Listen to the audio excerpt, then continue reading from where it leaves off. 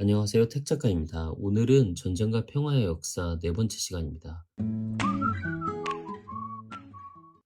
3챕터 왜 교황은 전쟁을 부르짖었는가 라는 내용을 살펴볼 건데요. 이 장은 총 4개의 글로 구성이 되어 있습니다. 서양에 비해 동양에서 종교전쟁이 덜 일어난 이유, 신들의 전쟁, 기독교인에 의해 파괴된 기독교 문명, 종교전쟁이 실패할 수밖에 없는 이유, 이렇게 구성이 되어 있고요. 오늘은 서양에 비해 동양에서 종교전쟁이 덜 일어난 이유를 읽어드리도록 하겠습니다. 서양에 비해 동양에서 종교전쟁이 덜 일어난 이유. 종교는 전쟁과 아무런 관련이 없다. 모든 종교는 살생을 금한다. 종교의 중심에는 사랑이 있다. 신과 신의 말씀을 향한 사랑. 인간을 향한 사랑은 물론 동물과 식물 등 모든 생명에 대한 사랑이 포함되어 있다. 그런데 사랑과 평화를 가르치는 종교가 증오와 전쟁을 부추긴다니 이보다 더한 모순은 없는 것 같다.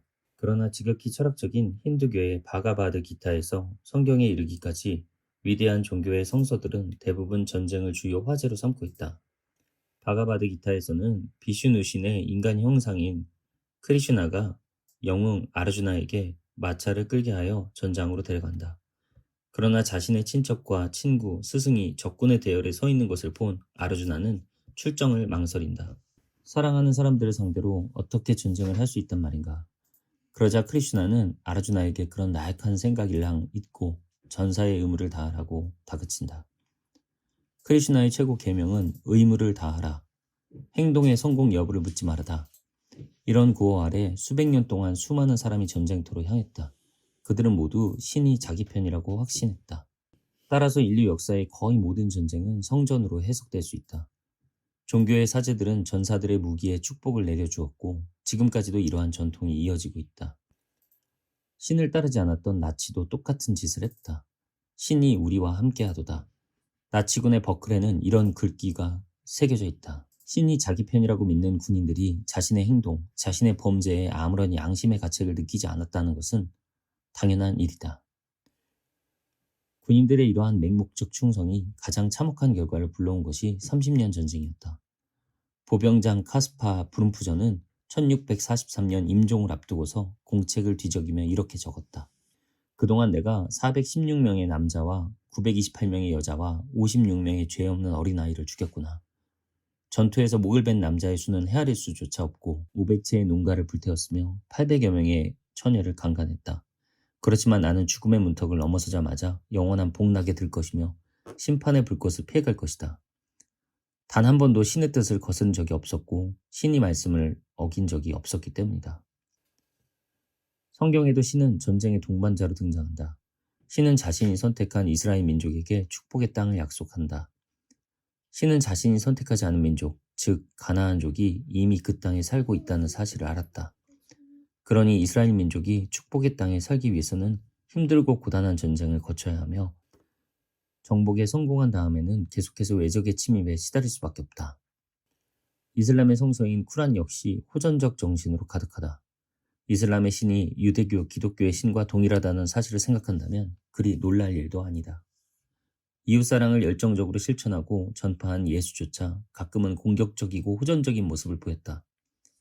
부처 한 사람만이 절대적 비폭력과 느긋한 수동성의 정신을 구현했다. 그러나 부처는 예수보다 비폭력의 자세를 견제하기가 쉬웠다. 훨씬 평화로운 세상에서 활동했기 때문이다.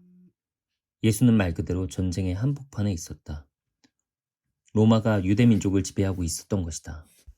십자가에 매달려 죽은 그의 참혹한 죽음이 바로 전쟁 상황을 상징한다. 로마인들은 자신들의 저항하는 수십만 유대인을 십자가에 매달아 처형했다. 그렇다면 종교는 사랑의 계명에도 불구하고 그 자체가 인류사의 일부기에 어쩔 수 없이 전쟁으로 치우칠 수밖에 없는 걸까? 전쟁이 먼저일까? 종교가 먼저일까?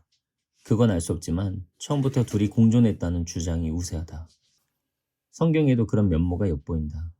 기독교 최초의 전쟁이라 할 수 있는 카인과 아벨의 형제간 대립과 살해는 신과 직접적인 관련이 있다. 인간의 본성인 호전성이 종교에도 반영되고 있는 것이다.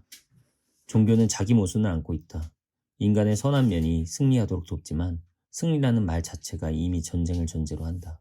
사랑과 폭력, 이 둘의 대립은 수많은 종교에 괴로움을 안겨주었다.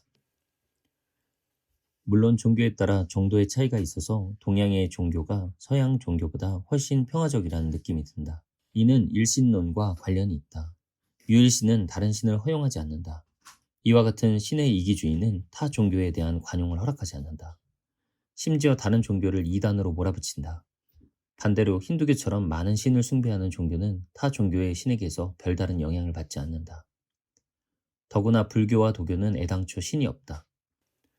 동북아시아 지역에서 상대적으로 종교 전쟁이 덜했던 이유도 바로 그 때문이다. 이는 동양의 종교가 교권을 형성하지 않았다는 사실과도 관련이 있다. 동양의 성직자들은 명망을 누렸지만 세속적 권력은 갖지 않았다. 전쟁과 권력은 뗄래야 뗄 수 없는 관계에 있는 것이다.